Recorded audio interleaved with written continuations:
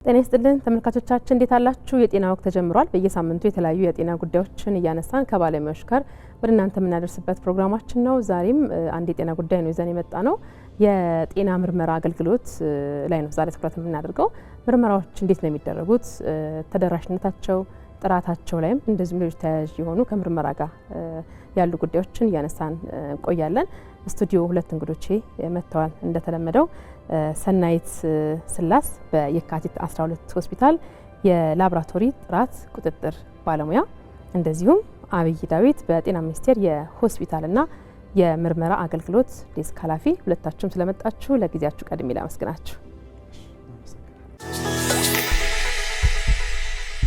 እንግዲህ ዛሬ በጤና ስርዓት ውስጥ በጣም ብዙ የምናነሳቸው ጉዳዮች አሉ። ሕክምናዎች እንዴት ይሰጣሉ፣ ሕክምና ላይ ያለ አገልግሎት ምን ይመስላል ብለን ብዙ ዝርዝር የሆኑ ተያያዥ ጉዳዮችን ልናነሳ እንችላለን።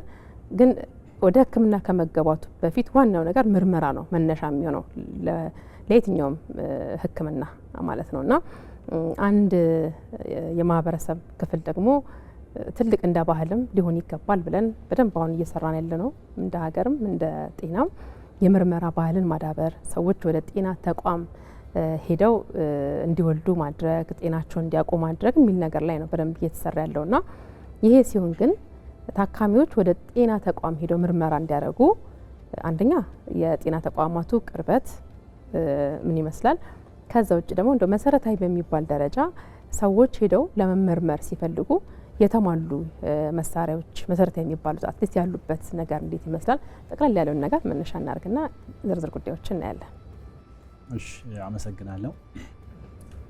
ያው ሕክምና አገልግሎት ለህብረተሰቡ ማድረስ እንግዲህ ትልቁ የጤናው ተልእኮ ነው ብዬ ነው ማስበው። እንግዲህ የሕክምና አገልግሎቱን ደግሞ ተደራሽ ለማድረግ እንደ ትልቅ ነገር ሊታይ የሚችለው የሕክምና ምርመራ ነው። እንግዲህ አንድ የሕክምና ምርመራ የአንድን ታካሚ ምናልባት ያለበትን ህመም ደረጃ፣ አይነት፣ የተለያዩ ነገሮችን በግልጽ ያሳውቀናል። ይሄ ሲሆን ደግሞ ምናልባት እንደ የዓለም ጤና ድርጅትም እንደሚያስቀምጠው እስከ 70% የሚደርሰውን የሕክምና አሰጣጥ ውሳኔን የሚወስነው ይሄ እንግዲህ የምርመራ አገልግሎት ነው። እንግዲህ አሁን ባለው ሁኔታ ያው የሕክምና አገልግሎቶች በሶስት ደረጃ ነው የሚሰጠው። ምናልባት የመጀመሪያው ኮምፕሬሄንሲቭ የምንለው ኮምፕሬሄንሲቭ ስፔሻላይዝድ ኬር የምንላቸው በጣም በትላልቅ ሆስፒታሎች የሚሰጥ ሕክምና አለ። እንደዚሁም ጀነራል፣ እንደዚሁም በፕራይመሪ ሌቭል ላይ ወይንም ይሄ የመጀመሪያ የጤና አሃድ የምንለው አለ። ስለዚህ በነዛ ደረጃ ላይ ሕክምናዎች ለህብረተሰቡ የተሰጠ ይገኛል። እንግዲህ ያው ሕክምና አሰጣጥና የሕክምና ምርመራን ለይተን የምናየው ነገር አይደለም። ስለዚህ እንደየደረጃቸው ምናልባት ተለቅ ያሉ እነዚህ ስፔሻላይዝ የምንላቸው ሆስፒታሎች በስራቸው በጣም እንግዲህ ዘመኑ ያመጣቸው ዘመኑ ያፈራቻቸውን በጣም ዘመናዊ የሆኑ ምርመራዎችን እንደዚሁም ምናልባት ታች ላይ ደግሞ በተለይ ጤና ጣቢያ ጤና ኬላዎች ላይ ስናይ በጣም ቤዚክ የሚባሉ መሰረታዊ የሚባሉ የምርመራ አገልግሎቶችን እንዲሰጡ ይደረጋል። ስለዚህ እንግዲህ የጤና አገልግሎቱ በየደረጃው ነው ይሄን ነገር የሚሰጠው። ስለዚህ በየደረጃው ምን መስጠት አለበት የሚለው ምናልባት የተለያዩ መመሪያዎች አሉ። በዛ መሰረት ይሰጣል። ለምሳሌ አሁን ታችኛው የእርከን ላይ ብናይ አሁን ጤና ኬላ ላይ ብናይ መሰረታዊ የሚባሉ አሁን የኤችአይቪ ምርመራዎች፣ የቲቢ እንደዚሁም የደም ላይ ያለውን የስኳር መጠን መለየት እና እንደዚህ ቤዚክ የሚባሉትን አገልግሎት እንግዲህ በጣም ለህብረተሰቡ በቀረበ ሁኔታ እንዲሰጡ ይደረጋል። አሁን ባለው ሁኔታ እንግዲህ በየደረጃው ባለው አገልግሎት ጤና ተቋማት ይህንን የምርመራ አገልግሎት እንዲሰጡ የማድረግ ስራዎች በደንብ ተሰርተዋል። ብዙ ለውጦች አሉ። እንግዲህ በቀጣይ ይህንንም ማስቀጠል ነገር ይኖራል። ስለዚህ በየደረጃቸው እነዚህ ነገሮች እንዲሰጡ ይደረጋል።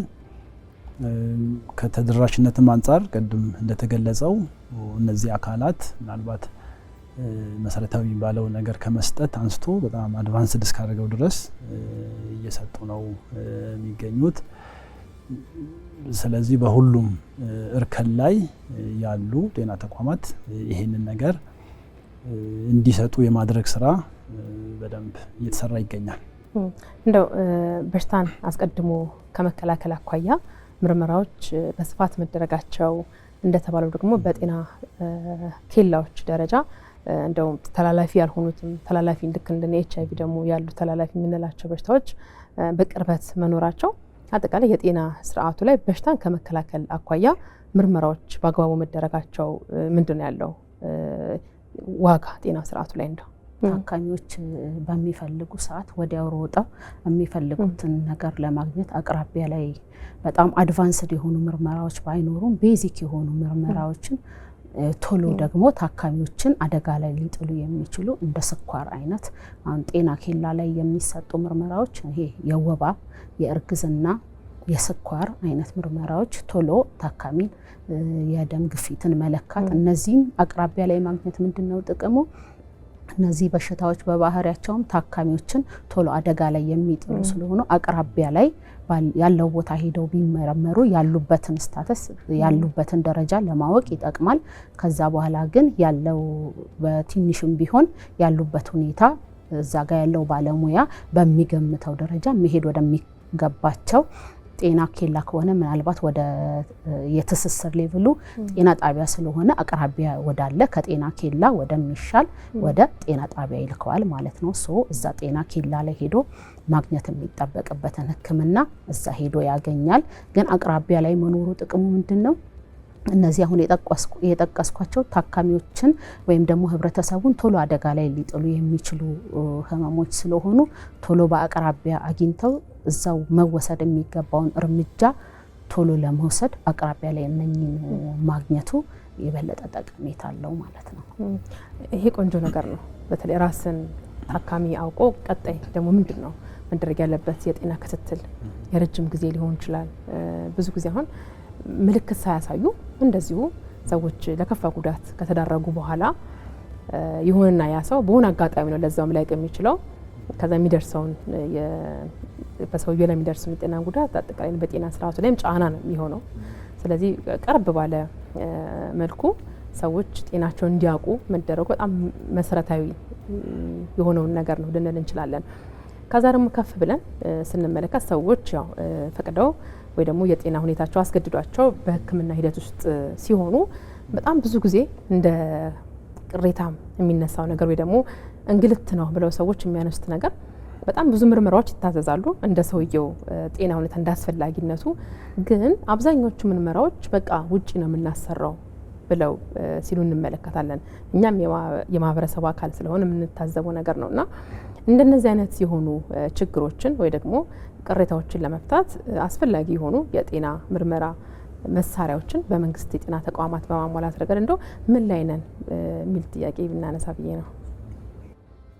መልካም። ያው ይሄ እንግዲህ አሁን የተነሳው እንትን ብዙ ጊዜ ከህብረተሰብ የሚነሳ ትልቁ የመልካም አስተዳደር ችግር የህብረተሰቡ እንደ እንግልት የሚያነሳው ነገር ምናልባት አልፎም ተርፎ እንግዲህ በጤና ስርዓት ላይ ያለውን ተአማኒነትም በደንብ ሊሸረሽር የሚችል ነገር ነው። እንግዲህ ከዚህ አንጻር ያው ቅድም እንደተጠቀሰው እንግዲህ የምርመራ አገልግሎትን ማሻሻል በውስጡ በጣም ብዙ ነገር ይይዛል። ስለዚህ የመጀመሪያው ምናልባት ያንን መሰረታዊ የሆኑ ምርመራዎችን ለማድረግ የሚያስፈልጉ መሳሪያዎችን በየጤና ተቋማቱ ማድረስ ይሆናል። እንደዚሁም እንግዲህ እነዚህ የምርመራ አገልግሎት ትንሽ በባህሪያቸው የተለያዩ የሚጠቀሟቸው እንደ ሪኤጀንት የሚያስፈልጉ በጣም ብዙ ኬሚካሎች ብዙ ነገሮች አሉና ስለዚህ እነዛ ነገሮች ደግሞ ያው በባህሪያቸው ቶሎ የመበላሸት ቶሎ ኤክስፓየር የማድረግ እንዴት ነገር አላቸው። ስለዚህ ምናልባት መሳሪያው ይኖራል፣ ነገር ግን ያ መሳሪያ ስራ እንዲሰራ የሚያስፈልጉ ምናልባት ቅድም የተጠቀሱት እንደ ኤጀንት ሌሎች ነገሮች ይኖራሉ። እነሱ ምናልባት ማይኖሩበት ይቋረጡበት ነገር ይኖራል። እንደዚሁም ሌላው ደግሞ የነዚህ የምርመራ አገልግሎት ላይ የሚውሉ ሕክምና መሳሪያዎች በጣም ሴንሲቲቭ ናቸው። ቶሎ የመበላሸት ቶሎ ለአደጋ የመጋለጥ ነገር አላቸው። ከዛ አንጻር ያለውን መሳሪያ በትክክል ይሄ የእድሜ ቆይታውን በደንብ ጠብቆ እንዲሰራ የማድረግ ነገር እዛ ላይም ያው በጣም ክትትል ይፈልጋል። ምናልባት እነዛ ነገሮች የማይኖሩ ከሆነ አገልግሎቶች ወይንም እንደዚህ ምርመራዎችን ወደ ውጭ ሄዶ የማዘዝ ነገር ይኖራል። እነዚህ በተደጋጋሚ የሚነሱ የመሳሪያው ብልሽት፣ የሪኤጀንት ወይንም የኮንሱሜብል የሚባሉ የነሱ አለመኖር፣ እጥረት እነዚህ ነገሮች ብዙ ጊዜ የሚፈለገው የሕክምና ምርመራ ምናልባት ታካሚው በሚፈልግበት ሰዓት ላይኖሩ ይችላሉ። ነገር ግን ያው እነዚህን ያው እንደ ጤና ሚኒስቴር እንግዲህ በዘላቂነት ለመፍታት የተደረጉ ያሉ ነገሮች አሉ። ምናልባት በኋላ ላይ የሚመጣባቸው ነገሮች ይኖራሉ። ብዙ የተጀመሩ ወይንም ዲዛይን የተደረጉ ስርዓቶች አሉ። እነዚህ ምናልባት አንዱ እንዲያውም ለአብነት ለማንሳት ያህል የላቦራቶሪ ፕሌስመንት የሚባል አለ። ይሄ በዓለም አቀፍ ደረጃ የምርመራ መሳሪያዎችን በማምረት የሚታወቁ ትላልቅ ድርጅቶች አሉ፣ የግል ናቸው።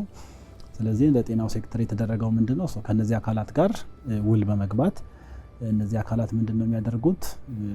የሕክምና መሳሪያ በተለይ ላቦራቶሪን በተመለከተ መሳሪያዎችን እነሱ በነፃ ያቀርባሉ። ከዛ በኋላ ደግሞ ሁሉም ጤና ተቋማት ያ መሳሪያ ኦልሞስት በሁሉም ጤና ተቋም በሆስፒታሎች እንደዚህ እንዲሰራጭ ይደረጋል። ከዛ በኋላ ለነዛ መሳሪያዎች ደግሞ ለማሰራት የሚያስፈልጉ እነዚህ ሪኤጀንት የሚባሉትን ደግሞ ጤና ተቋማት በተመጣጣኝ ዋጋ እንዲገዙ ይደረጋል። ይሄ አንዱ ስርዓት በአንዴ ሁሉም ቦታ ጋር ከማድረስ አንጻር ጥራቱንም እንደዚሁ ከመጠበቅ አንጻር በጣም ትልቅ ስራ የሚሰራ ነው። ምናልባት ያው እዚህ አሰራር ላይ ይሄ የአቅርቦት ሰንሰለቱ ላይ አንዳንድ ያሉ ችግሮች ከጊዜ ወደ ጊዜ ምናልባት የኃላፊዎች መቀያየር፣ ሌሎች ነገሮችም የተወሰኑ እንደማነቆ የሚነሱ ነገሮች ይኖራሉ። ነገር ግን ቅድም እንደተጠቀሰው ጥራቱን ከማሻሻል እንደዚሁም ተደራሽነቱንም ከፍ ከማድረግ አንጻር አንዱ የተሰራው ትልቅ ስራ ነው ብዬ አስባለሁ። ስለዚህ አሁን ላይ ጥሩ ደረጃ ቢሆንም ግን አሁንም ድረስ 100% የህዝቡን ሮሮ ወይንም ቅሬታ ተፈቷል ማለት አይቻልም። ቅድም የተጠቀሰው መቆራረጦች፣ ውጭ ሄዳችሁ አሰሩ፣ እንደዚህ አድርጉ የሚሉ ነገሮች አሁንም በተወሰነ ሁኔታ አብሮ ማደግ ያለበት ነገር ነው። የህዝብ ቁጥር ሲያድግ፣ የህዝብ ፍላጎት ሲጨምር፣ የምርመራ አይነቶች ሰዎች ደግሞ ስለ ብዙ አይነት በሽታዎችም እውቀት ሲኖራቸው ያን ነገር ቼክ ማድረግ ሲፈልጉ መሳሪያዎች በዛ ልክ መብዛት አብሮ እግር በእግር መጓዝ ያለበት ነገር ነውና ይሄን ሰርቻለሁ እዚህ ጋር ደርሻለሁ ተብሎ የሚቆም ነገር አይደለም። በቴክኖሎጂ አዳዲስ ነገሮችን በማስገባት በብዛት በብዙ አይነት መልኩ እንግዲህ ስራ የሚጠይቅ ነገርም ነው። ሌላኛው ከዚህ ከምርመራ ጋር ተያይዞ ምን ሰማው ነገር አንዳንዴ እምነት የለም እንዴ ማህበረሰብ ውስጥ ለምን ይሄ ሆነ ተብለው እንደ ጥያቄ ሊያስነሱ የሚችሉ ነገሮች ምንድናቸው? የሆነ ሰው አንድ ቦታ ምርመራ ካደረገ በኋላ እስቲ ቆይ እቺን ነገር ደግሞ ሌላ ሁለተኛ ሆስፒታል ሄጄ ቼክ ላድርግ፣ ሶስተኛ እንደዚህ ያለ ይሄዳል። ሰው አንድ ቦታ በሙሉ ልቡ የምናርገው የሚቀበል ይኖራል። እርግጥ ግን ደግሞ እንደዚህ አይነት እንትኖችን ምልክቶችን እናያለን። ከዛ ውጭ የምርመራ ውጤት አንድ ተቋም ላይ ከታወቀ በኋላ ሌላኛ ቦታ በዚህኛው ስሜት ቼክ ሲደረግ ከዚህኛው ተቃራኒ ሆኖ የሚገኝበትም አጋጣሚ ይኖራል እና እንደነዚህ አይነት ነገሮች የሕክምና ስርዓት ለሚፈጥሩት ነገር ምንድነው? እንዴት ነው የሚፈጠረው ስህተቱ? እኛውን ጥያቄ ከመመለስ በፊት የመጀመሪያውን ትንሽ እንትን ልበልና እሱ ላይ ምርመራዎች የለም ከመባል አንጻር ኦፍ ኮርስ ልክ ነው፣ የለም የመባል እንትኖች አሉ። ነገር ግን ያንን ለመፍታት አሁን ላይ እየተሰራ ያለው ነገር ምንድነው? ጤና ጣቢያዎች ለምሳሌ ራሳቸው ጋር የሌላቸው ምርመራዎች የባካፕ አግሪመንት በመፈራረም ያን ሰነድ በመፈራረም ከራሳቸው ከፍ ብለው ያሉ ሆስፒታሎች ጋር ታካሚው ሳይሄድ ራሳቸው ጤና ተቋማት ጤና ጣቢያ ሲሆን ወደ ሆስፒታሎች ሲሆኑ ወደ ኮምፕሬሄንሲቭ ሆስፒታሎች ተለቅ ወዳሉ ወደ ህብረተሰብ ጤና ኢንስቲትዩትም ናሙናዎችን በመላክ የታካሚውን እንግልት ለመቀነስ ታካሚው ምናልባት ጤና ጣቢያ ከሆነ የመጣው እዛው ጤና ጣቢያ ላይ ደም እንዲሰጥ፣ ሆስፒታል ከሆነ የመጣው እዛው ሆስፒታል ላይ ምርመራው ግቢ ውስጥ እንደሌለ ይታወቃል። ግን ታካሚው እዛው ደም እንዲሰጥና የብዙ ሰዎች ናሙና ተሰብስቦ በአንድ ሞተረኛ ወይም ደግሞ በአንድ በሆስፒታሉ ወይም ደግሞ በጤና ጣቢያው ባለሙያ ናሙናዎች ተልከው ሌላ ቦታ ሄደው ተሰርተው ውጤቱ ለታካሚ የሚመጣበት ሁኔታ አለ። ይሄ በጣም ጥሩ ነገር ነው። ይሄ ምን ይቀንሳል?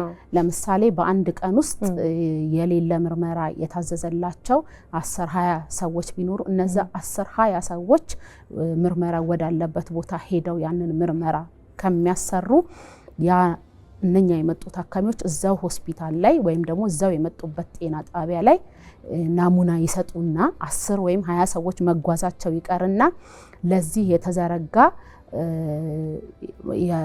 የናሙና ማጓጓዣ ሲስተም አለ። ከኢትዮጵያ ፖስታ አገልግሎትም ጋር ከአዲስ አበባ ሪጂናል ላቦራቶሪ ጋር ከኢትዮጵያ ህብረተሰብ ጤና ኢንስቲትዩት ጋር በመነጋገር በመተሳሰር የተሰሩ ትስስሮች አሉ። ስለዚህ ጤና ጣቢያዎች ራሳቸው ጋር የሌለውን ምርመራ ናሙና ይቀበሉና ቲቪ ሊሆን ይችላል፣ ለምሳሌ HIV ቫይራል ሎድ ሊሆን ይችላሉ። እነዚህ ናሙናዎች ይሰበስባሉ። ታካሚው አይሄድም። ናሙናው ተሰብስቦ ለዚህ ፐርፐዝ የተዘጋጀ የናሙና ማጓጓዣ ሞተረኞች አሉ። በነዛ አማካኝነት ምርመራ ወዳለበት ቦታ ሄደው ምርመራዎች ተሰርተው ታካሚዎች ባሉበት ሁኔታ እዛው ባሉበት ውጤቶች መተው እንዲሰሩ ይደረጋል።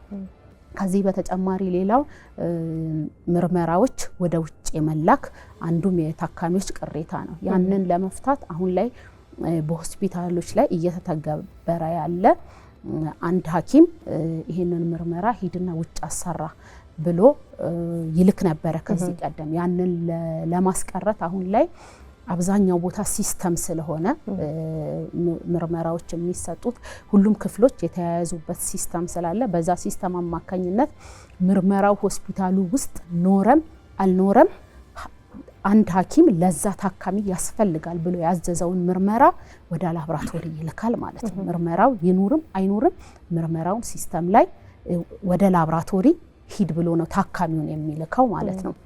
ከዛ በኋላ ያ ላቦራቶሪ ምንድነው የሚያደርገው? ያለውን ምርመራ ራሱ ጋር ይሰራል። ሌላ ልኮ የሚያሰራውን ደግሞ ልኮ ያሰራል። ራሱን መስራት ያልቻለውን ልኮም ማሰራት ያልቻለውን ብቻ ታካሚው ውጭ ሄዶ እንዲያሰራ ያደርጋል ማለት ነው። ያ ምንድነው? በብዛት ታካሚዎች እዚህ ላይ ቅሬታ አላቸው። ውጭ ሂዱ ተባልን የሚለውን እንደውም ክሊኒክ ሂዱ እዚህኛው ሆስፒታል ሂዱ ተባልን እየተባለ የሚቀርብ የቅሬታ ምንጭ ነውና ይሄንን ከመፍታት አንፃር ማንኛውም ሐኪም ወደ ውጭ ታካሚን እንዳይልክ የሚፈልገውን ምርመራ በማዘዝ ታካሚውን ወደ ላቦራቶሪ ይልካል። ላቦራቶሪዎቹ ያለውን ሰርተው ልከው የሚያሰሩትን ደግሞ ልከው ያሰርተው ከዚህ ከሁለቱ ውጭ የሆነውን ብቻ ወደ ውጭ እንዲልኩ የማድረግ ስራዎች ከተወሰኑ አመታት ውጪ መሬት ላይ ያለ አሁን እየተሰራ ያለ ነው። ይሄ የታካሚውንም ቅሬታ ምክንያቱም እዚህ ሆስፒታል ስም ተጠቅሶ እዚህ ሆስፒታል ሂድ በሚባል ሰዓት ቅሬታ ያቀርባሉ። እንደዚህ ተባልኩኝ ብለው ይመጣሉ። ስለዚህ ያንን ከማስቀረት አንፃር በሲስተም መሆኑና በቀጥታ ወደ ላቦራቶሪ መምጣቱ ምናልባት አንዳንድ ጊዜ ያ ምርመራ ዛሬ ላለፈው ሳምንት ባይኖርና ዛሬ ተጀምሮ ቢሆን ሜቢ ኢንፎርሜሽን በማጣትም ሊልከው ይችላል። ስለዚህ ይሄንን ከማስቀረት አንፃር ወደ ውጭ የሚላኩ ምርመራዎችን ለመቀነስ ከሚጠቅሙ ስራዎች ይሄኛው አንደኛው ነው። ይሄኛው እንግዲህ አዲስ አበባ ላይ እየተገበረ ያለ ነው። አዲስ አበባ ላይም ሌሎች ክልሎች ላይም በትስስር አላቸው ጤና ጣቢያዎች ሆስፒታሎች ከኮምፕሬሄንሲቭ ሆስፒታሎች ከሪጂናል ላቦራቶሪዎች እና ከኢትዮጵያ ህብረተሰብ ጤና ኢንስቲትዩት ከተለያዩ ክልሎች ህብረተሰብ ጤና ኢንስቲትዩት መጥተው የሚሰሩ ናሙናዎች አሉ።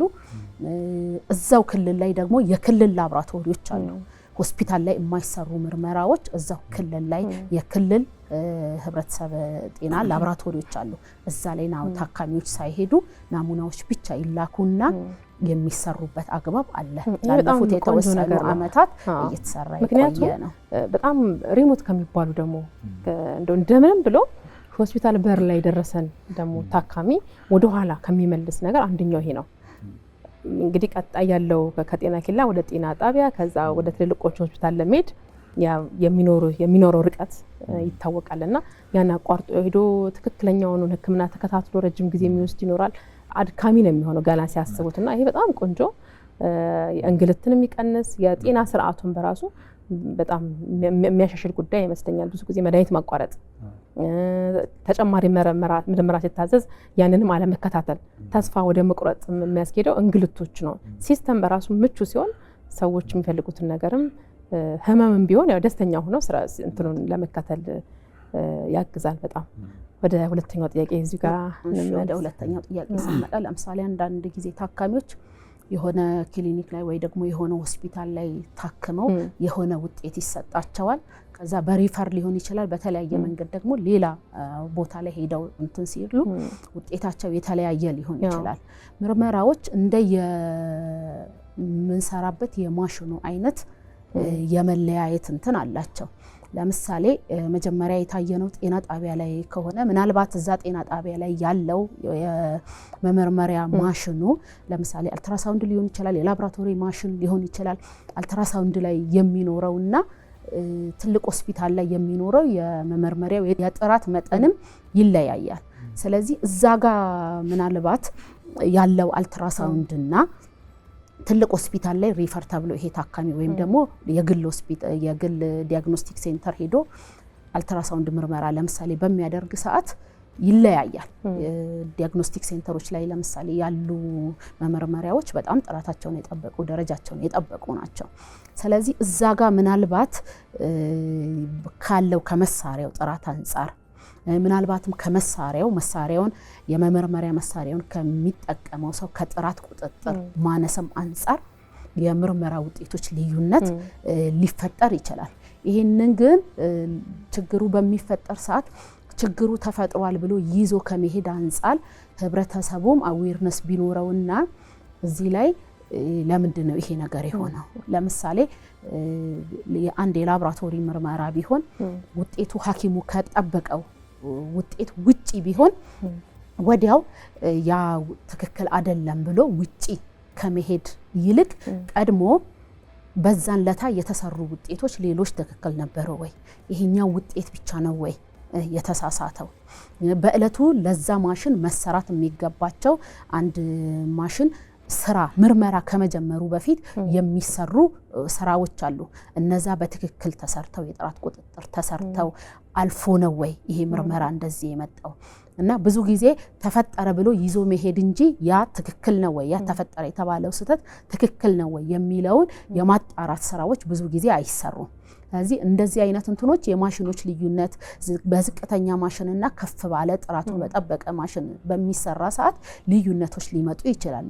ያንን ግን የሚመለከታቸው ባለሙያዎች ቀርበው በመነጋገር ችግሩ እውነትም ችግር ነው ወይ የሚለውን ተቀራርበው በመነጋገር መፍታት የሚቻል ነው። እንደነዚህ አይነት ነገሮች የሚጨምረው ነገር ነው። ምናልባት ያው እዚህ ላይ አንዱ የውጤት ልዩነት የሚያመጡ ነገሮች ቅድም እንደተባለው የማሽኑ ዘመናዊ መሆን አለመሆን አንዱ እሱ በጣም የራሱ ኢምፓክት አለው። ሌላው ደግሞ የሚጠቀሙትም እነዚህ እንግዲህ ምርመራ ቅድም እንዳልኩሽ በጣም ብዙ አይነት ኬሚካሎችን ይጠቀማሉ። ስለዚህ የኬሚካሎችም ምናልባት የነሱም ያቀማመጥ የምናምን ሁኔታዎች ሊኖሩ ይችላሉ። ሌላው እዚህ ጋር በጣም ምናልባት ትልቅ እንትን ሊያመጣ የሚችለው ነገር የናሙና አወሳሰድ እንግዲህ አብዛኛው ምርመራ ከመሰራቱ በፊት የናሙና አወሳሰድ ሂደቱ በጣም ያው የራሱ የሆነ የአሰራር ፕሮሲጀር ወይም ስታንዳርድ አለው። ስለዚህ በዛ አንጻር ነው የተወሰደው ነው የሚለው ነገር እንግዲህ በኋላ ውጤቱ ላይ የራሱ የሆነ ኢምፓክት አለው። ስለዚህ አንዱ የናሙና አወሳሰድ ላይ እንደው ምን ይመስላል የሚለው ነገር በጣም መታየት መቻል አለበት። አንዳንድ ናሙናዎች በጥሩ ሁኔታ ወይንም ደረጃውን ጠብቆ ስታንዳርዱን ጠብቆ ታካሚው ማይወሰድ ከሆነ እንግዲህ የሚወጣው ውጤት ምናልባት ልዩነት እንዲኖር እንደዚህ አይነት ችግሮች ቅድም የተጠቀሱ ምናልባት ታካሚዎች ወይም ህብረተሰቦች የሚያነሱትን ጥያቄ ሊያስነሳ ይችላል ማለት ነው። አዎ እንግዲህ እንደዚህ አይነት ነገሮች ተደማምረው ነው ለታካሚ የሚደረግ የትኛውም ምርመራ ጥራቱ ምን ላይ ነው፣ ትክክለኛነቱ፣ ታማኝነትም የሚያድገው በዚሁ ሂደት ነውና እንደው የምርመራ ስርዓቱን ለታካሚ በጣም ምቹ በሆነ ታማኝነቱን ባረጋገጠ ጥራቱን በጠበቀ መልኩ ነው የሚሰጠው የሚባለው በምን መልኩ ሲከናወን ነው? በተለይ ምርመራዎች በጤና ኬላ ከታች ጀምሮ ትልልቅ ሆስፒታሎች ላይ መኖራቸው አስገዳጅ በሆነ መልኩ መዘጋጀታቸው፣ የሚፈለጉ ቁሶች መቅረባቸው፣ ኬሚካሎች መዘጋጀታቸው እንዳለ ሆኖ እነዚህን ነገሮች ደግሞ በአግባቡ ታካሚው የሚፈልገውን ሕክምና እንዲያገኝ ምርመራ በጥራት መደረግ አለበት ነው የሚባለው። ምርመራ ብቻ ዝም ብሎ መደረግ ሳይሆን ማለት ነውና ያንን ጥራት ለማስጠበቅ የሚደረጉ ነገሮች ምንድን ናቸው? ጥራቱን የጠበቀ ምርመራ ስርዓት እንዲኖር ምን ነገሮች ይሰራሉ? ምን ይደረጋል? ቆንጆ። ያው እንግዲህ ትንሽ ጥራት ስንል ያው በራሱ ብዙ መመዘኛዎች አሉት። እንግዲህ ጥራቱን የጠበቀ የምርመራ አገልግሎት ስንል አንዱ ወቅቱን የጠበቀ መሆን መቻል አለበት። ቶሎ የራሱ የሆነ የሰዓት ገደብ አለው። ሶ በዛ መሀል መደረግ መቻል አለበት። ሌላው ደግሞ ቅድም እንዳልሽው ይሄ ተአማኒ መሆን መቻል አለበት። ውጤቱ ቅድም እንደተባለው እዚህ እዛ ሲሄድ የተለያየ አይነት ቫሪዬሽን ማምጣት የለበትም። ሌላው ደግሞ ያው ቀልጣፋ መሆን መቻል አለበት። ስለዚህ ጥራት ስንል በራሱ በጣም ብዙ መለኪያዎች አሉት። እንግዲህ የምርመራ አገልግሎት ጥራቱን የጠበቀ እንዲሆን አንድ ስራ አይደለም የሚሰራው። ስለዚህ አሁን ከግብዓት አንጻር የሚሰሩ ስራዎች መጠናከር መቻል አለባቸው። ማሽኖች በየጊዜው ጥራቱን የጠበቀ ዘመናዊ ማሽኖች እንዲኖሩ፣ እነዛ ነገሮችን በየጤና ተቋማት እንዲኖሩ ማድረግ ያስፈልጋል። ሌላው ደግሞ ባለሙያ ላይም በደንብ መስራት መቻል አለበት። ስለዚህ ክህሎቱን በየጊዜው አንዳንዴ የምንሰጠውን አገልግሎት በደንብ የሚሰጡበትን የተለያዩ ስልጠናዎች ሊሆኑ ይችላሉ። በየጊዜው ራሳቸውን አፕዴት የሚያደርጉበት ስርዓት መኖር መቻል አለበት። እንግዲህ እነዚህ ነገሮች ሊኖሩ ያስፈልጋል። ሌላው ደግሞ የምርመራ አገልግሎት የሚሰጡ ማሽኖች በየጊዜው ይሄ የካሊብሬሽን ስራ መስራት አለበት። ሶ የተፈለገውን ውጤት ወይንም የጤና ምርመራ በትክክል እየሰጠ ነው ወይ የሚለው ነገርን በየጊዜው እንግዲህ ማሽኖች እንደዚህ አይነት ስራ መስራት መቻል አለባቸው። ስለዚህ እነዚህ ስራዎችን እንግዲህ በተቋም ደረጃ ይሄንን የሚሰሩ አካላት አሉ። የጥራት ቁጥጥር የሚሰራ ክፍል አለ። ስለዚህ እዛ ላይ ያሉ ሰዎች ይሄንን ስራ ነው የሚሰሩት። ማሽኑ በትክክል የሚፈለገውን ውጤት እያወጣ ነው የሚለውን ነገር የካሊብሬሽን ስራ መስራት። ሌላው ማሽኖች እንዳይበላሹ ይሄ የሬጉላር የሆነ የፕሪቬንቲቭ ሜንቴናንሶች ስራ መሰራት መቻል አለባቸው። እንግዲህ እነዚህ ላይ በተጨማሪ ያው የጥራት ቁጥጥር ስራዎችን መስራት ነው። ስለዚህ ምናልባት እሷን በኋላ ላይ ትጨምራለች። ይሄ ኢንተርናል ኳሊቲ አሹራንስ፣ ኤክስተርናል ኳሊቲ አሹራንስ የሚባሉ ነገሮች አሉ። የውስጥ የጥራት ቁጥጥር፣ የውጭ የጥራት ቁጥጥር። ስለዚህ አንድን ሆስፒታል ብንወስድ እሱ የሰራቸው ስራዎች ሪሊ በትክክል ውጤቱን አምጥተዋል ወይ፣ የሚፈለገውን ሪዛልት በትክክል ሰጥቷል የሚለውን ነገር በአገር አቀፍ ደረጃ ያንን የሚሰሩ አካላት አሉ። በዋናነት አሁን የህብረተሰብ ጤና ኢንስቲትዩት እነሱ በተመረጡ የምርመራ ስራዎች ላይ የውጭ የጥራት ቁጥጥር ስራዎች በጣም በጥንቃቄና በጣም በተደራጀ መልክ ይሰራል። ስለዚህ ይሄ እንግዲህ የሚሰጠው የጤና ምርመራ አገልግሎት ጥራቱን የጠበቀ ነው ለማለት የሚያስችሉ ነገሮችን ከዛ የሚመጡ ውጤቶችን እያየን ይሄ ነገር ልክ ነው፣ ልክ አይደለም፣ በዚህ መንገድ መሻሻል አለበት የሚለውን ነገር እንሰራለን።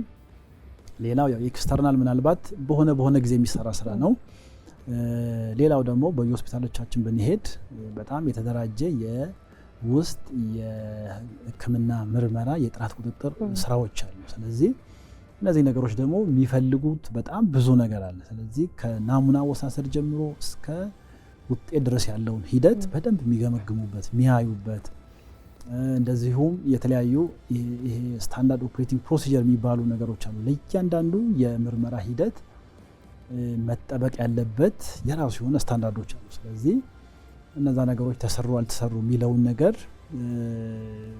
ቼክ የሚደረግበት ስርዓት ስላለ አይ ቲንክ ምናልባት ክፍተቶች አይጠፉም።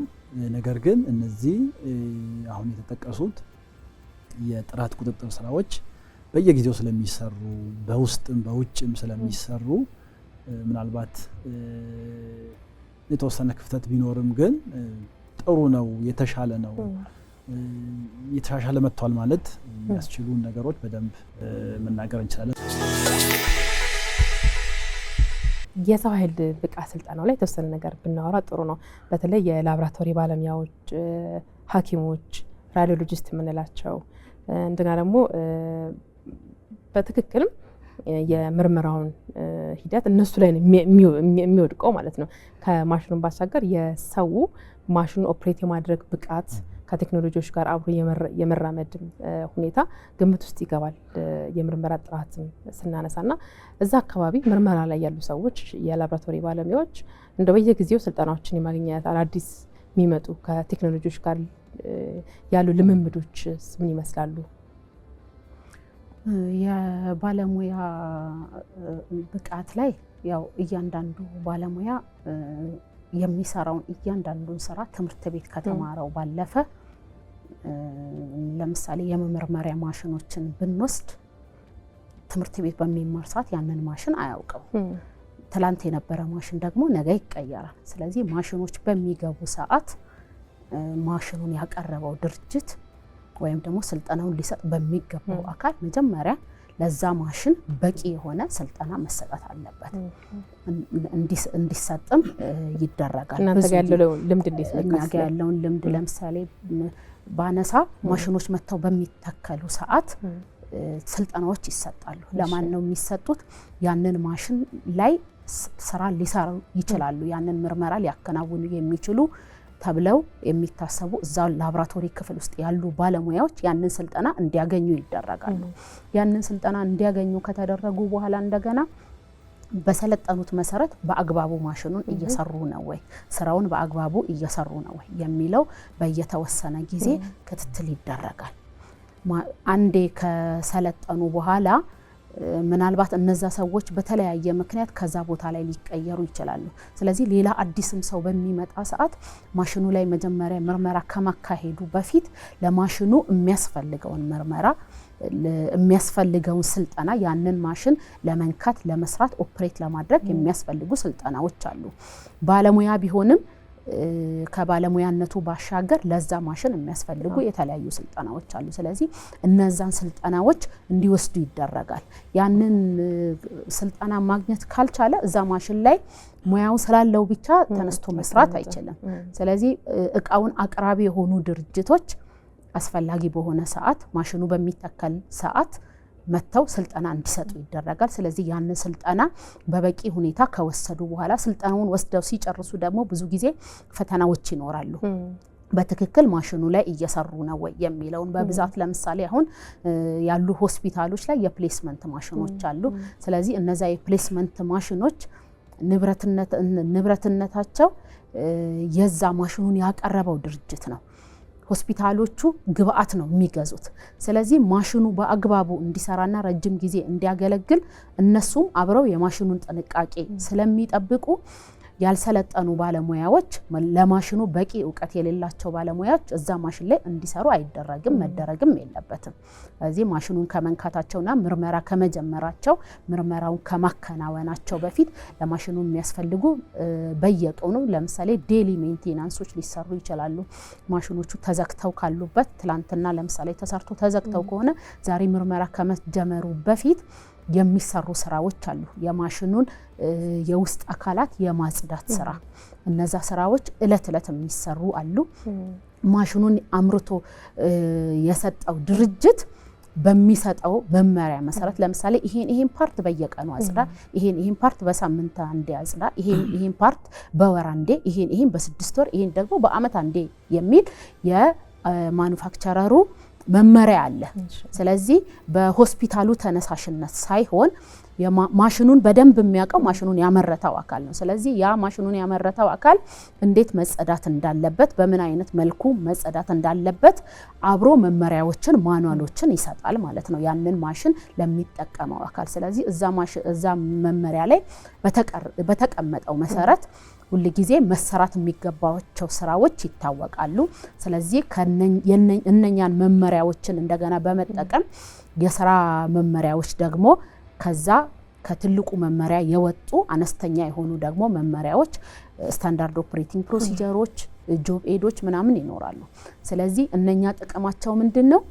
በየእለቱ እዛ ማሽን ላይ የሚሰራው ሰው ምን መስራት አለበት፣ ምርመራ ከማድረጉ በፊት ምን ስራዎችን መስራት አለበት የሚለው እዛ ጋር መመሪያው ላይ በተቀመጠው መልኩ መሰራት አለበት። ያ ማይሰራ ከሆነ የታካሚ ውጤት መበላሸት አንድ ነገር ነው። ሁለተኛ ነገር ማሽኑ ወዲያው መስራት የሚገባውን ያህል ጊዜ ሳይሰራ ለምሳሌ ዴሊ ሜንቴናንስ ያልተሰራለት ማሽን በሆነ ባጭር ጊዜ ውስጥ ይበላሻል ማለት ነው። ስለዚህ ማሽኑንም ለብልሽት ይዳርጋል ማለት ነው። አሁን ላይ በተለይ አድቫንስድ የሆኑ ማሽኖች አሁን ላይ እየመጡ ያሉ ማሽኖች እነዚህ ካልተሰሩ አላርም ያበራሉ፣ ይጮሃሉ፣ ሜሴጅ ያስቀምጣሉ። የተወሰነ ሊሚት አላቸው። ያንን ማሽን የሚጠቀመው አካል ምናልባት ወይ ለሳምንት ወይ ደግሞ ለ15 ውጤቱን አፌክት ያደርጋል ተብሎ እስከሚታሰበው ጊዜ ድረስ ማሽኑን የሚያቀርቡ አካላት ያስቀምጣሉ ጊዜ። ያን ያክል ጊዜ ውስጥ መሰራት የማይገባውን ስራ ማንሰራ ከሆነ ማሽኑ በራሱ ስራ እስከማቆም ድረስ ይሄ ማሽኑን የሚያመርቱ አካላት አብረው ይሄንን ያካተቱት ነው ማለት ነው። ስለዚህ ይሄ ምን ይጠቅማል? የምርመራ ውጤቱን ጥራት ከማስጠበቅ አንፃር ስናወራ የውስጥ ጥራት ቁጥጥር ስራዎች ይሰራሉ። የውጭ ጥራት ቁጥጥር ስራዎች ደግሞ ይሰራሉ። የውስጥ ጥራት ቁጥጥር የሚሰራው አካል ራሱ ምርመራውን የሚሰራ በየዕለቱ ማሽኑን የሚጠቀመው አካል አሁንም አምራቹ በሚያዘው መሰረት በየቀኑ ጥራት ቁጥጥር ሊሰራላቸው የሚያስፈልግ ማሽን ከሆነ የታካሚ ምርመራ መጀመሪያ ከመሰራቱ በፊት ለዛ ማሽን አስፈላጊው የጥራት ቁጥጥር ስራ በየቀኑ ተሰርቶ ያ የጥራት ቁጥጥር የሚሰራው ከምንድነው? ልክ እንደ ታካሚ ናሙና ተደርገው የመጡ ናሙናዎች አሉ። እነዛን ሰርተው የጥራት ቁጥጥር ስራዎች ተሰርተው ውጤቱ በሚታይ ሰዓት መውጣት በሚገባው ልክ በትክክል ወጥቶ ከሆነ ቀጣይ ስቴፕ የታካሚ ምርመራ ይሰራል ማለት ነው። ያ የጥራት ቁጥጥር ስራው ካላለፈ ግን ማሽኑ በትክክል እየሰራ አይደለም፣ የታካሚ ውጤት መስራት አይቻልም። ስለዚህ የታካሚ ምርመራ ለተወሰነ ያክል ጊዜ ይቆምና ማኒፋክቸረር እንደሚያዘው መስራት የሚያስፈልጉ የውስጥ ስራዎች ምናልባት ማሽኑ ላይ የሆነ ፓርት ላይ ችግር ሊኖር ይችላል። ራሱ የጥራት ቁጥጥሩ እቃው ነው ወይ የቱጋ ነው ወይ ችግሩ ያለው የሚለው መጀመሪያ የታካሚን ምርመራ ከመመርመር አስቀድሞ ይሄ ስራ የጥራት ቁጥጥሩ ስራ ተሰርቶ ማለት አለ። ብድግ ተብሎ አንጧስ ስንነሳ መኪና አስነስተን ዝም ብለን አንሄድም አይደል? ቼክ የምናደርጋቸው ነገሮች አሉ። ዘይቱን ቼክ እናደርጋለን። ብዙ ጎማ ሁሉን ነገር ካየን በኋላ ነው ወደ መንገድ የምንሄደው። ችግሮች ካሉ ሰርቪስ ማሰጠት፣ ሌሎች የማስተካከያ ስራዎች ይሰራሉ። ልክ እንደዛው ጧት ብድግ ብሎ ወደ እንደዛው እነዚህ ማሽኖች ልክ ብድግ ተብረው ወደ ዝም ብሎ የታካሚ ናሙና አይሰጥባቸው፣ ሊሰጥም አይገባም። መጀመሪያ የምንሰጠውን የታካሚ ናሙና በትክክል ያወጣሉ ወይ ቁጥር ስላወጣ ብቻ ውጤት ነው ማለት አይደለም። ያ ትክክለኛ ውጤት ነው ወይ የሚለውን መጀመሪያ የውስጥ ጥራት ቁጥጥር ስራዎች ይሰራሉ ማለት ነው። ከዚህ ባለፈ እንደገና ደግሞ የውጭ ጥራት ቁጥጥር ስራዎችም ይሰራሉ። ስለዚህ ሆስፒታሎች፣ ጤና ጣቢያዎች ይሄ የውጭ ጥራት ቁጥጥር ስራ ላይ መሳተፍ ግዴታቸው ነው፣ ግዴታ መሆንም አለበት። የውጭ ጥራት ቁጥጥር ስራውን የሚሰራው ማን ነው? ለምሳሌ ወደ ላቦራቶሪ ስንመጣ ልክ እንደ ታካሚ ናሙናዎች ከተለያየ ቦታ ይመጣሉ። እንደ ኢትዮጵያ ወደ 3 አይነት አቅራቢዎች ያሉ ይመስለኛል። ከውጭ ሀገር ነው የሚመጡት እነዚህ ናሙናዎች። ለጊዜው ኢትዮጵያ ውስጥ የውጭ ጥራት ቁጥጥር ናሙና የሚያመርት አካል የለም። አሁን ላይ የኢትዮጵያ ጤና ህብረተሰብ ኢንስቲትዩት እነዚህ ነገሮች በኢትዮጵያ ውስጥ ለማምረት ስራዎችን እየሰራ ይገኛል። እስካሁን ድረስ ባለው ግን እነዚህ ናሙናዎች ከውጭ ነው የሚመጡት። በሺፕ ተደርገው ይመጣሉ። የሚፈልጉ አካላት ያንን ጥያቄ የግል ድርጅቶችና የግል ላቦራቶሪዎች በራሳቸው ገዝተው ነው የሚያመጡት።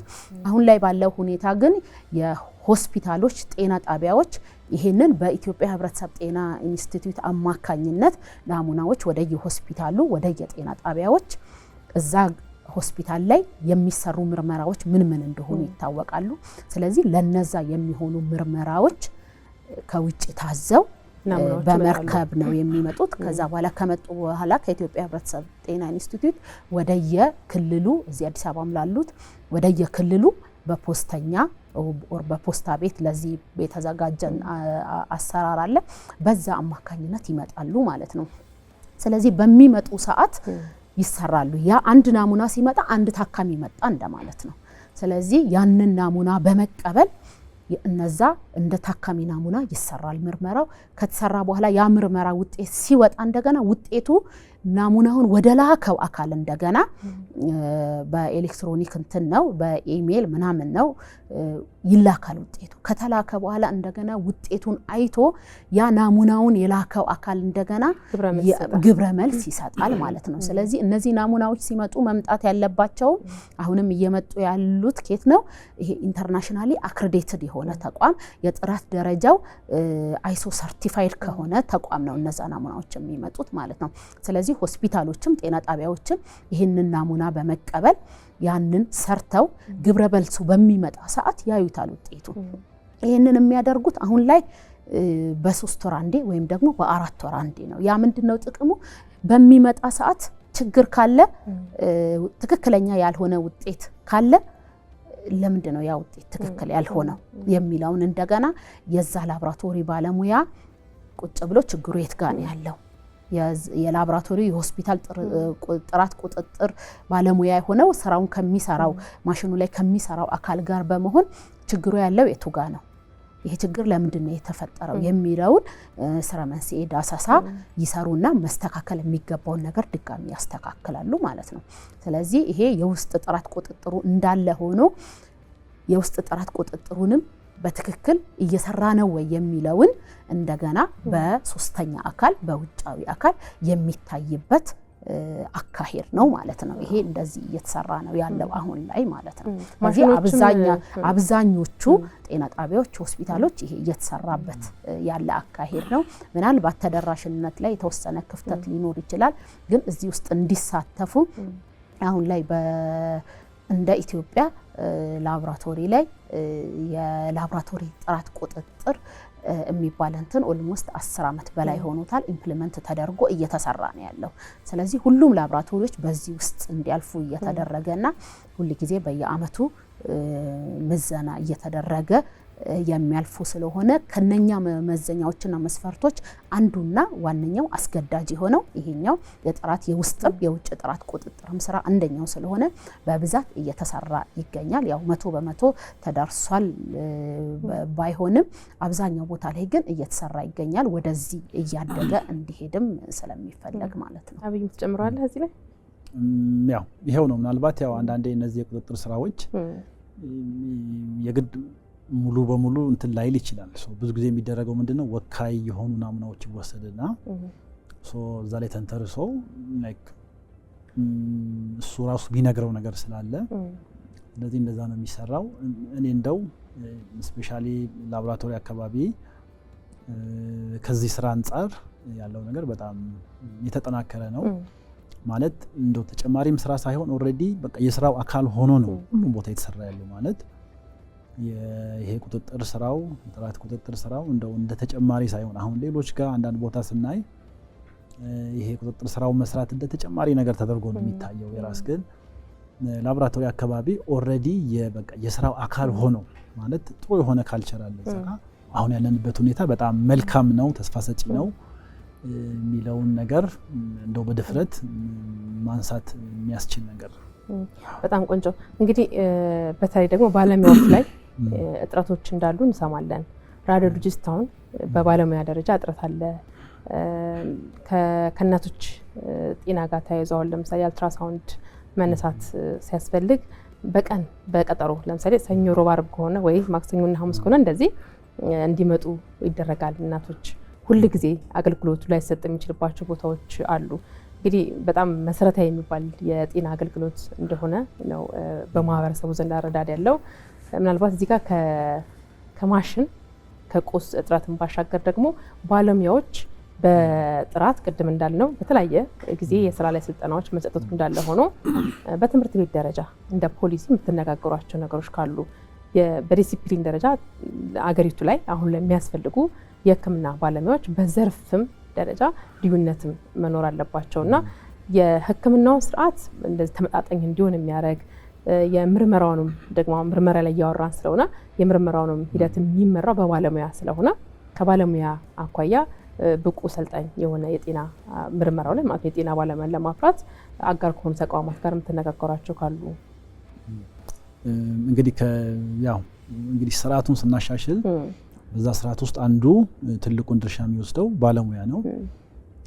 ቅድም እንደተገለጸው የላቦራቶሪ ሊሆን ይችላል፣ እንደዚሁም የራዲዮሎጂ ይሄ አጠቃላይ የኢሜጂንግ የስነ ምስል የምርመራ አገልግሎቱን እዛ ላይ ያሉ ባለሙያዎች እንደዚሁ ከማብቃት አንጻር ሌላው እነዚህ ፓቶሎጂም ኒኩለር ሜዲሲን እነዚህ በዋናነት ዋና የሚባሉ የምርመራ ክፍሎች አሉ።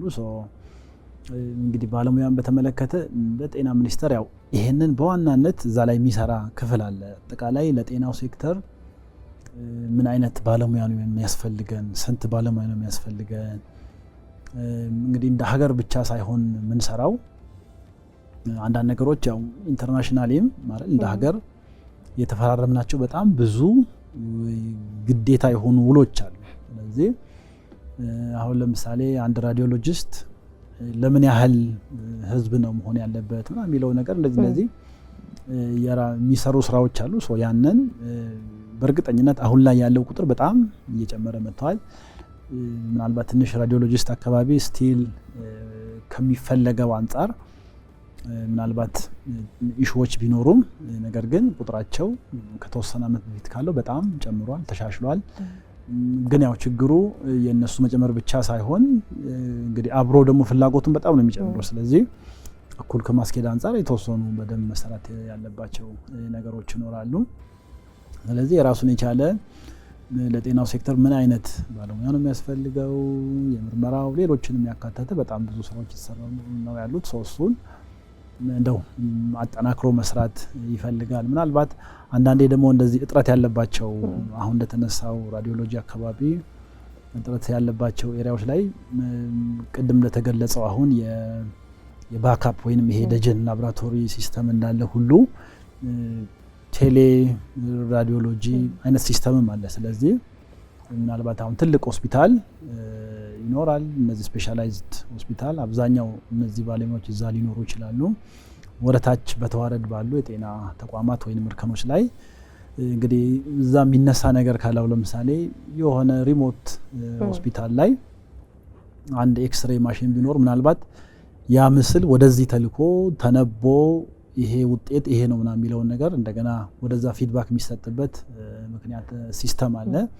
አንዱ ይሄ የቴሌ ራዲዮሎጂ ላይ እንደዛ አይነት ሲስተሞች አሉ። ስለዚህ አንድ እነዛ ባለሙያዎች ያሉበት ሆስፒታል ይኖራል፣ በተዋረድ ደግሞ እነዛ ባለሙያዎች የሌሉበት ሆስፒታል ይኖራል። ስለዚህ እነዛን ኔትወርክ በማድረግ እንግዲህ አሁንም ቅድም እንደተባለው ናሙናዎች እየመጡ በዛ መሰረት አስፈላጊው ንባብ ተደርጎ ወደዛ የሚላክበት ስርዓትም አለ። እንግዲህ ይሄ ምንድነው እንግዲህ ተደራሽነቱን ከማስፋት አንጻር ምናልባት እነዚህን ባለሙያዎች ሁሉ ቦታ ላይኖሩ ይችላሉ። ነገር ግን በእንዲህ አይነት ሲስተም ደግሞ የእነሱን አገልግሎት የሚፈልገው አካል ጋር እንደዚህ የማድረስ ስራዎች እየተሰሩ ነው ያሉት።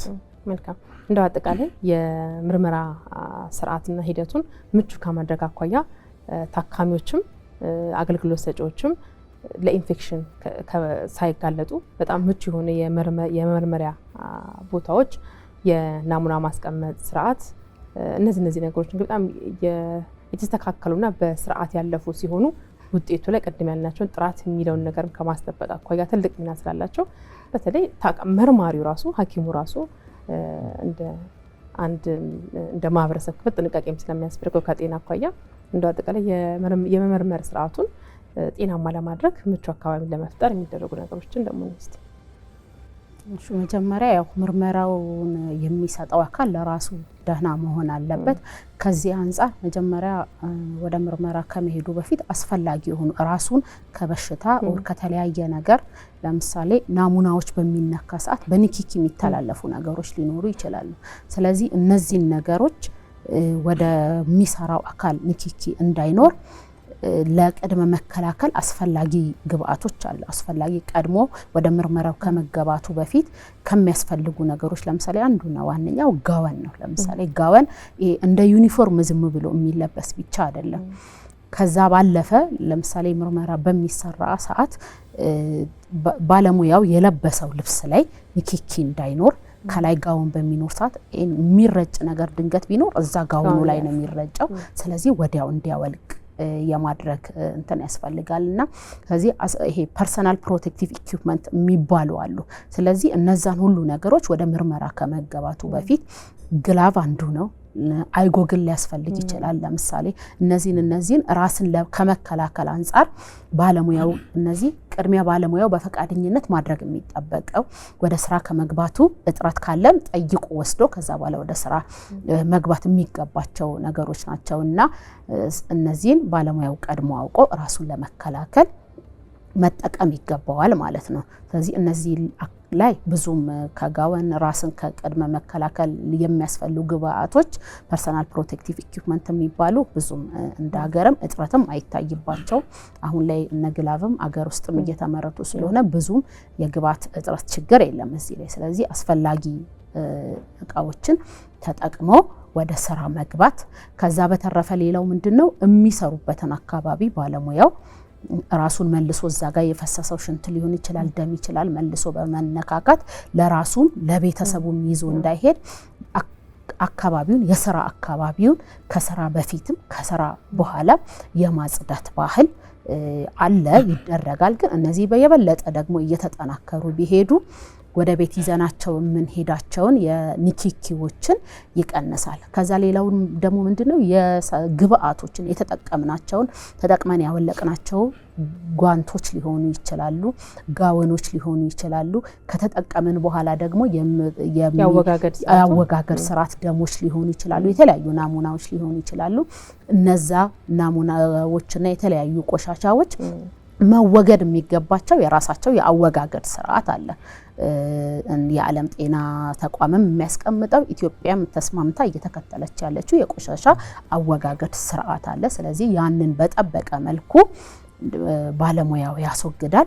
ስለዚህ ሄዶ መወገድ ፈሳሽ ከሆነ መወገድ በሚገባው መልኩ፣ ደረቅ ቆሻሻ በተዘጋጀለት መወገድ በሚገባው መልኩ ያንን ባለሙያው ማድረግ አለበት። ለራሱ ለህብረተሰቡም አላግባብ የተወገደ ናሙና መልሶ ህብረት ሊታከም መጥቶ ታካሚው ሌላ በሽታ ይዞ የሚሄድበት መሆን ስለሌለበት በተቀመጠለት የአወጋገድ ስርዓት መሰረት ባለሙያው ያስወግደዋል። ያው ማስወገድም አለበት ማለት ነው። መልካም ብዙ ነገሮችን ዳሰናል።